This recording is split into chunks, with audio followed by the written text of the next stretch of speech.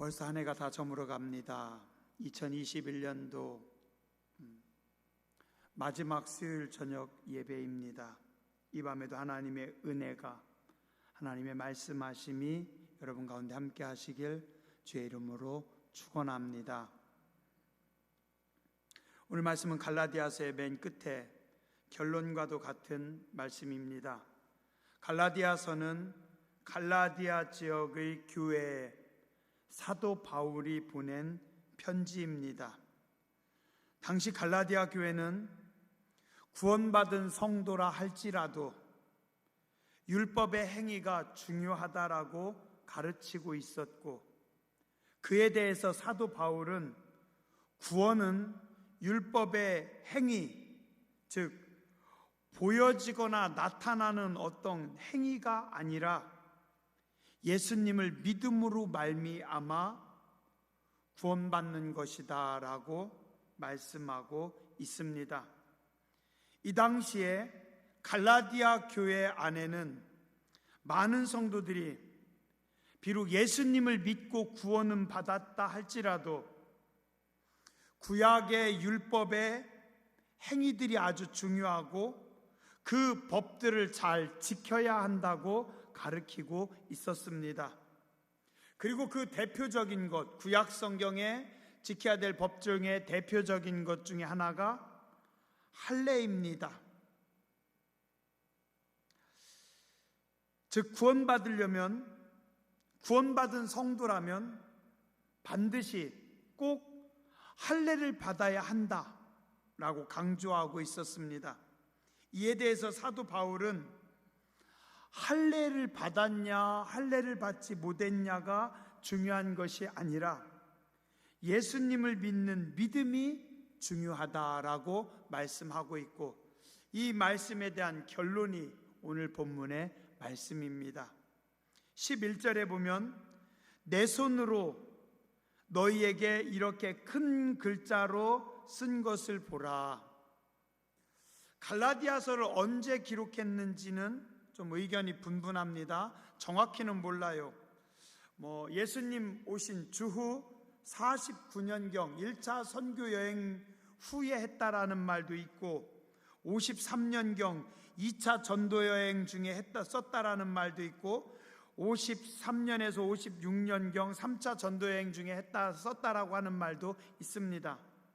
정확히는 모르지만 아마도 이때가 사도 바울의 나이가 50대였던 것만은 거의 정확한 것 같습니다. 50대 중반인지 50대 후반이었는지는 모르지만, 어때요? 50대 하면? 요즘은 50대 하면 젊습니다. 그러나 2000년 전에 50대는 어때요? 나이가 아주 많은 나이입니다. 우리도 불과 한 반세기 전만 해도 60이 되면 동네에서 가장 큰 어른이고 애햄이고 한갑잔치 해드렸잖아요. 그죠? 예전에 50대는 적은 나이가 아니고 나이가 많은 나이입니다. 또한 바울은 거의 쉬지 않고 선교했고, 가는 곳마다 핍박과 고생이 많았고, 그래서 감옥에 있었던 시간들이 참 많았습니다. 그리고 또 그 감옥에 있는 시간도 가만히 있지 않았고 계속해서 기도하면서 교회들을 격려하는 편지, 서신서들을 썼고, 그걸 보고 우리는 옥중서신이라고 하고, 이 옥중서신들이 지금 우리가 보고 있는 여러 신약 성경의 서신들로 들어 있습니다. 쉬지를 못했고 계속해서 바쁘게 움직이고 또 맞고 죽을 뻔하고 그 다음에 감옥에 갇혀 있고 하다 보니까 사도 바울은 몸이 많이 쇠약했던 것 같습니다. 그래서 바울이 쓴 편지의 대다수는 사도 바울이 직접 편지를 안 써요. 대필로 씁니다. 바울이 말을 하면 옆에서 바울이 말하는 것을 받아 적는 겁니다. 공부를 안 해서가 아니라 바울이 뛰어난 학식을 가지고 있는 사람이었지만 몸이 너무 쇠약하고 힘들었기 때문에 주로 바울이 편지할 때 옆에서 받아 쓰고, 마지막에 바울이 거기다가 자기 이름으로 사인만 하는 정도였다고 합니다. 또한 고린도후서 12장 7절에서 9절에 보면 바울이 이런 고백을 합니다. 여러 계시를 받은 것이 지극히 크므로 너무 자고하지 않게 하시려고 내 육체의 가시 곧 사단의 사자를 주셨으니 이는 나를 쳐서 너무 자고하지 않게 하려 하심이라. 하나님께서 내 몸에 가시를 줬는데 그게 얼마나 힘들었든지 바울은 고백하기를 이 가시는 사단의 가시다. 사단의 가시다. 혹시 여러분들 중에 누가 몸이 아프거나 몸이 힘든데 내가 지금 이 아픈 게 사단의 가시다라고까지 표현하는 사람 있어요? 거의 없어요. 근데 바울이 얼마나 힘들었으면 내 육체에 사단의 가시가 있다. 그리고 나는 이 가시를 하나님 앞에 없애달라고 3번이나 간절히 하나님 앞에 기도했는데 그때마다 하나님은 내게 말씀하시길 내 은혜가 내게 족하다라고 하나님 말씀하셨다고 고백합니다. 바울이 어떤 가시를 가지고 있었기에, 얼마나 힘든 질병을 가지고 있었기에 사단의 가시라고 했을까?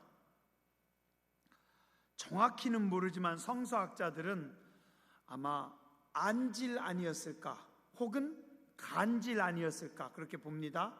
그래서 눈의 질병으로 인해서 바울이 눈이 별로 안 좋아가지고 계속 고생했을 거다라고도 보고, 혹은 간질병을 알아서 간질로 인해서 고생했을 거다라고도 봅니다. 어쨌든 사도 바울이 몸에 뭔가 큰 질병을 가지고 있었고 그 질병으로 인해서 많이 힘들었다라는 것만은 확실합니다.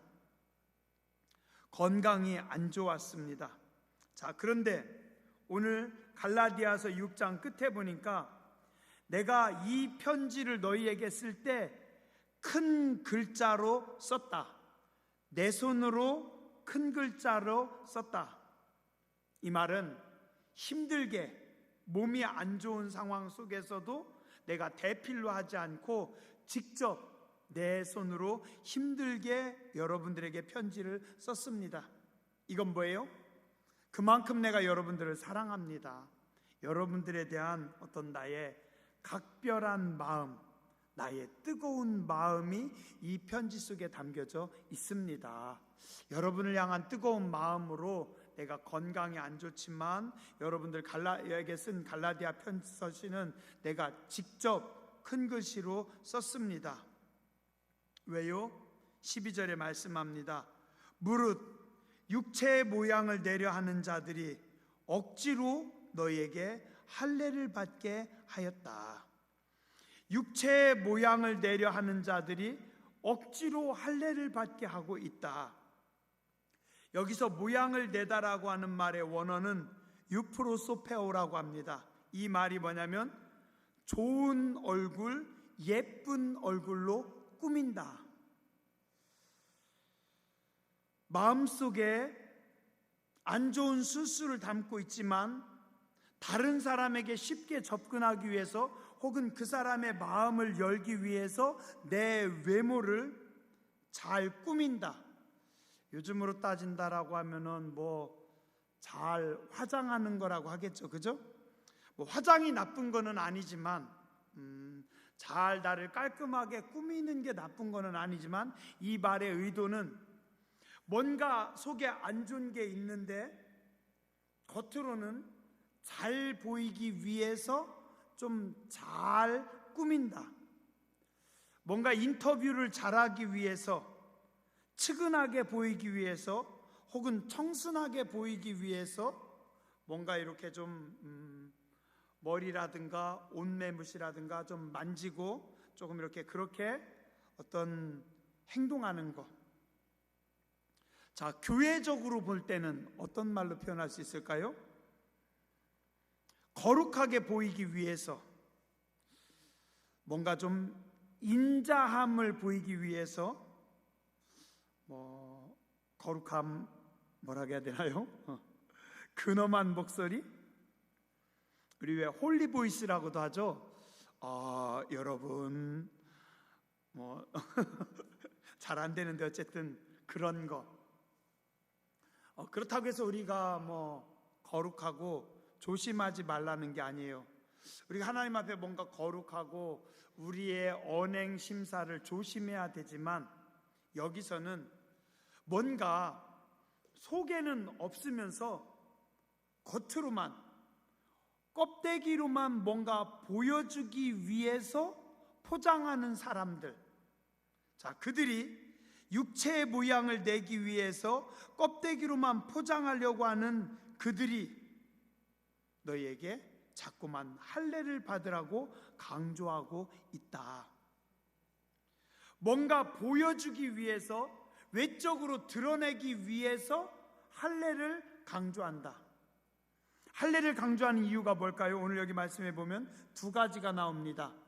첫 번째, 하나는 박해를 면하기 위해서, 12절 뒷부분에 보니까 핍박받는 것을 면하기 위해서. 지금 여기가 어디냐면은 갈라디아 지역입니다. 갈라디아 지역은 이스라엘 땅이 아닌 저 위에 소아시아 쪽 지역, 이방의 지역입니다. 거기는 여러 종류의 사람들이 사는데 주로 누가 사냐면 이방인들, 그 지역 사람들, 그리스, 터키 쪽 사람들이죠. 그리고 이곳에 오래전부터 이스라엘 사람들이 들어가서 살다 보니까 이 이스라엘 사람들, 유대인들이 거기서 터를 잡고 살아요. 그래서 이방인들도 외부에서 들어온 유대인들을 인정해 줍니다. 그래서 나름대로 유대인들이 어떤 종교적 행위라든가 그들이 먹고 사는 행동이라든가 모든 걸 다 인정해 줘요. 그래서 이방인들 그리고 그 속에 유대인들이 자리를 잡고 살았어요. 근데 이곳에 예수님의 제자들이 들어가면서, 바울이 들어가면서 복음이 증거되면서 누가 나와요? 그리스도 예수를 믿는 기독교인들이 생겨나기 시작합니다. 그래서 이 그리스도 예수를 믿는 기독교인들이 모여가지고 초대교회가 생깁니다. 자, 그때 이 새로 생긴 기독교인들, 초대교회를 누가 가장 많이 박해할까요? 일반적으로는 이방인들이 박해할 것 같은데 이방인들이 박해하지 않고 누가 박해하냐면 먼저 자리를 잡고 있던 같은 민족인 유대인들, 이들이 오히려 더 기독교인들을 박해합니다. 왜냐하면 이들은 구약 성경을 믿고 구약 성경의 말씀대로 사는 사람들이지만 예수님은 하나님의 아들로 인정하지 않아요. 예수님은 우리와 똑같은 사람이고 선지자 중에 한 사람일 뿐이지 예수가 하나님은 아니다. 예수는 신이 아니라는 겁니다. 그러면 예수님은 누구예요? 신이 아닌 선지자가 신이라고 하니까 이거는 신성 모독입니다. 죽어야 되는 죄예요. 자, 그런데 그 예수님을 따르는 제자들은 또 누구예요? 역시 똑같이 신성 모독하는 사람들. 그래서 바울이 변화되기 전에 어땠습니까? 예수 믿는 사람들을 잡아 죽이기 위해서 칼을 들고 젊은이들하고 함께 쫓아다녔던 이유가 뭐냐면 유대인들이 예수 믿는 사람들을 잡아 죽이는 겁니다. 왜요? 예수는 신이 아닌데, 예수는 인간인데, 선지자인데 신이라고 하고 예수님을 섬기니까. 자, 그래서 초대교회에서 가장 힘들었던 거는, 초대교회 성도들을 핍박했던 사람들은 이방인들이 아니에요. 이방인들은 뭐 그냥 그러려니 하고 니네 종교활동 하든지 니네 뭐 하든지 니네 맘대로 해, 거의 그렇습니다. 주로 많이 핍박한 거는 누구냐면은 유대인들, 같은 민족들. 자, 그런데 이 유대인들이 가장 중요하게 여기는 게 뭡니까? 구약 성경입니다. 그리고 이 유대인들이 중요하게 여기는 게 뭐예요? 할례입니다. 할례. 자, 그래서 예수님을 믿고 구원받은 초대교회 성도들이 만약에 이들이 할례를 받는다고 하면 유대인들이 초대교회 성도들을 핍박하거나 죽이려고 할 때 뭐라고 해요? 나도 할례 받았어. 나도 구약 성경을 믿어. 나도 구약의 율법대로 살고 있어. 라고 하면 어떻게 돼요? 죽음을 피해갈 수 있는 겁니다. 이해되시겠어요? 유대인들이 예수 믿는 사람들을 이단이라고 하고 죽이려고 하는데 예수 믿는 사람들, 초대교회 교인들이 뭐라고 해요? 나도 할례 받았어. 나도 정통 유대인이야. 그러면 어떻게 돼요? 유대인들이 아, 그래, 너도 할례 받았어? 그러면 죽이지 않을게 하고 놔둔다라는 겁니다. 자, 그러면 이 갈라디아 교회, 초대교회 성도들이 할례를 받는 이유는 뭐예요? 하나님에 대한 신앙과 믿음의 고백이 아니라 자기들이 살기 위해서, 핍박당하지 않기 위해서 할례를 받고, 그리고 또 그들에게 할례를 이야기하고 있는 겁니다. 그래서 12절에 보면 무릇 육체의 모양을 내려하는 자들이 억지로 너희에게 할례를 받게 함은 그들이 그리스도의 십자가로 말미암아 박해를 면하려 함뿐이라. 예수님의 십자가 때문에 예수 믿는 사람들은 죽어야 되는데 죽음을 피하고 고난을 피하기 위해서 나도 할례 받았다라고 이야기하고 고난을 피해가는 겁니다. 할례 받음이 신앙 고백이나 하나님에 대한 뜨거운 사랑의 고백이 아니라 자기 안전을 위해서 할례를 받는다라는 거예요. 그 다음에 두 번째 중요한 이유, 할례 받음을 자신들의 업적으로 삼는다는 겁니다. 나도 할례 받은 자야, 나도 거룩한 자야 라고 자랑합니다. 자, 그 다음에 또 열심히 사람들에게 전도해서 사람들 데리고 와서 그 사람들이 할례를 받음으로써 어떻게 해요? 내가 10명이나 전도해가지고 이 사람들이 10명이나 할례를 받았어. 결국은 뭐예요? 자기 업적과 자기 자랑의 도구로 삼는 겁니다. 쉽게 말하면 나 이런 사람이야, 내가 갈라디아 교회 안에서 이런 업적을 했어, 나는 할례 받은 사람이야, 나는 정통 유대인이야. 오늘 우리도 신앙생활하면서 조심해야 됩니다. 나 기도 많이 하는 사람이야, 혹은 제 예전에 그 전도사 때였던 것 같아요. 개척교회 했을 그때였던 것 같아요. 어떤 큰 교회 다니는 어떤 성도님이 저한테 그러는 거예요. 목사님, 전도사님인가 목사님인가, 어쨌든 그 큰 교회 아냐고. 알죠? 내가 그 교회 권사라겠나 집사랐나, 어쨌든 내가 그 교회 교인이래요. 그래서 막 어깨에다가 힘을 주대요. 뭐 개척교회 전도사 앞에서 힘을 주시길래 아, 예. 속으로 뭐라고 했는지 알아요? 교회가 크다고 지가 큰가? 제가 못했죠? 겉으로는 말 안 했는데 속이 뒤집어지는 겁니다. 뭐 큰 교회 권사하면 교회 건물이 크면 지가 큰 건가? 저도 못됐고 그분도 다듬어지지 않았고, 뭐 큰 교회 다닌다고 해가지고 사람이 큽니까? 개척교회 있다고 해가지고 사람이 작아집니까? 아니에요. 아무 상관없습니다. 어떤 성경 읽기 기도원에 갔다가 오는데 그 성경 읽기 모임에서 어떤 분들이 성경을 막 암송하더라고요. 그때 요한선교단인가 그랬던 것 같아요. 자기들이 신약성경을 다 외운대요. 막 줄줄줄줄 외우더라고요. 나는 신학생인데 성경도 몇 번 못 읽었는데 외우기는커녕 얼마나 창피하던지. 어떻게 하다가 내려오면서 그분들이 차를 제가 얹어 탔어요. 처음에는 막 제가 창피하고 그리고 부러웠는데 이분들 얘기하는 걸 가만히 들어보니까 내가 어디서부터 어디까지 외우고 뭣도 외우고 한참 자기들 자랑만 하는 거예요. 뭐 성경을 많이 외우는 것도 좋지만 자랑이 아니라 뭔가 하나님 뜻대로 살아가는 게 중요하지 않을까. 일 잘하라고 국회의원들 뽑아놨더니 금배지 자랑하면서 나 이런 사람이야. 일 잘하라고 충성하라고 직분을 맡겨줬더니 그 직분이 자랑이 되는 겁니다. 자랑이 아니라 부끄러움인데, 바울이 그래서 지금 이야기하고 있습니다. 할례를 가지고 자기 안전으로 삼고 할례를 가지고 자랑하는 자들아. 14절, 그러나 나는 우리 주 예수 그리스도의 십자가 외에는 자랑할 것이 없다. 나는 뭐만 자랑한다? 예수님의 십자가 외에는 자랑할 것이 없고, 15절, 할례든 무할례든 그거 아무것도 아니고 오직 뭐예요?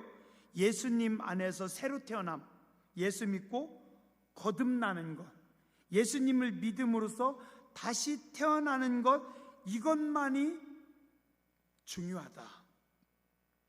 그리고 17절에 뭐라고 합니까? 이후로는 누구든지 나를 괴롭게 하지 말라. 내가 내 몸에 예수의 흔적을 가지고 있노라.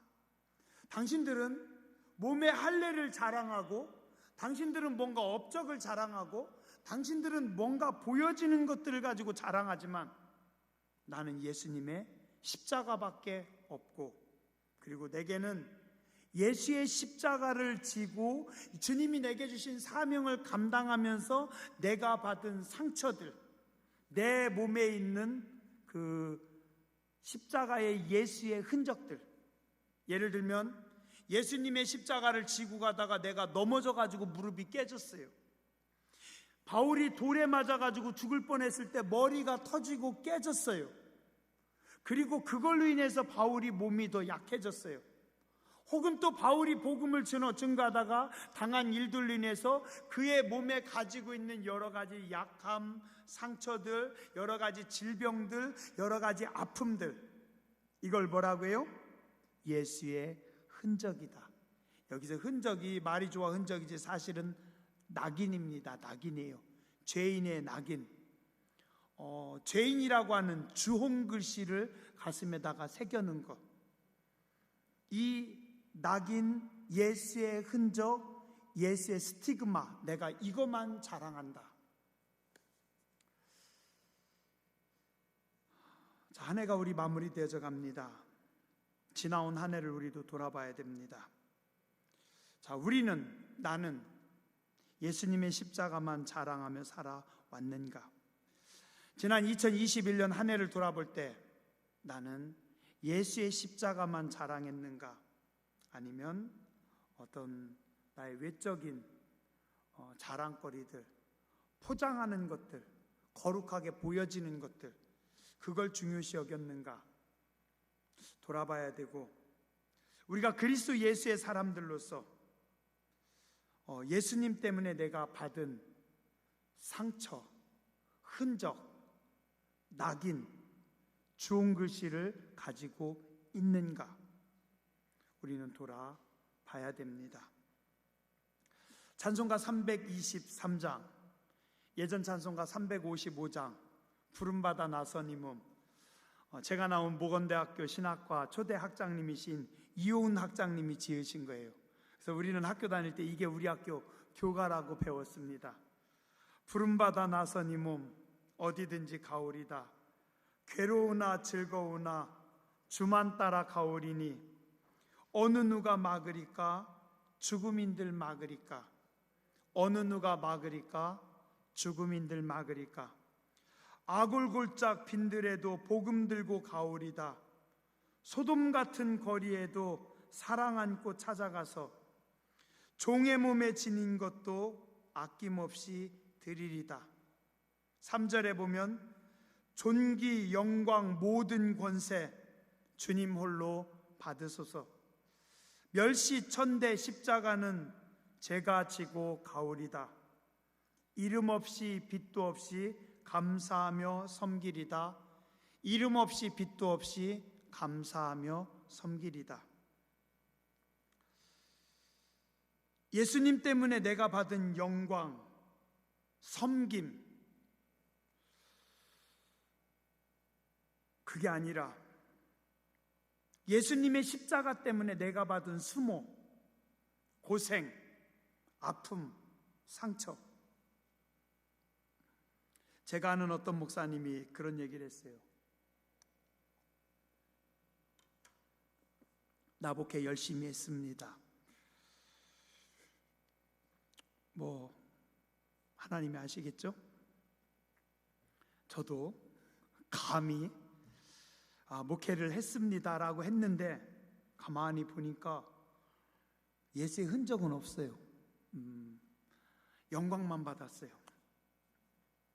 존귀 영광 모든 권세 주님 홀로 받으소서. 멸시천대 십자가를 내 가지고 가오리다라고 했는데 멸시천대 십자가를 지기 싫어서 기분 나빠서 화가 나서 싸웠고 자존심 상해했고 예수의 흔적이 있어야 되는데, 그죠?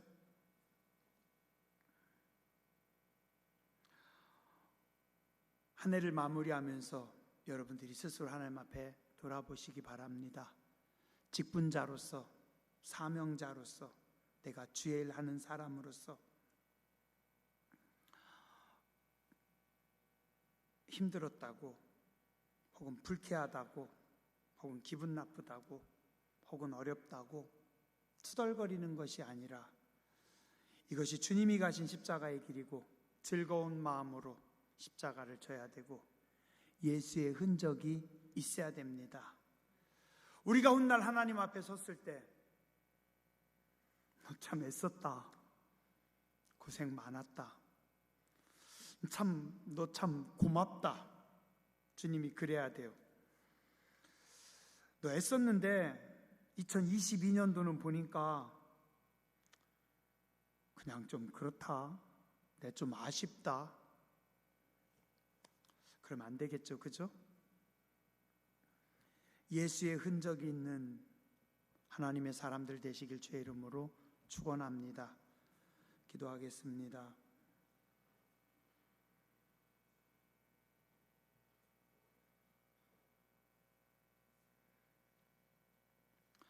자비하신 하나님, 우리가 하나님 앞에서 하나님 보시기에 아름다워야 되고 보여지는 거, 나타나는 거, 드러나는 게 중요하지 않고 보이지 않을지라도 하나님 보시기에 아름다워야 되며 주님의 십자가를 지고 가야 되고 예수님의 흔적, 고난의 흔적, 아픔과 상처가 있어야 되는데 영광만 바라보며 살아왔습니다. 우리 어리석음을 용서하여 주시옵소서. 심히 부끄럽습니다.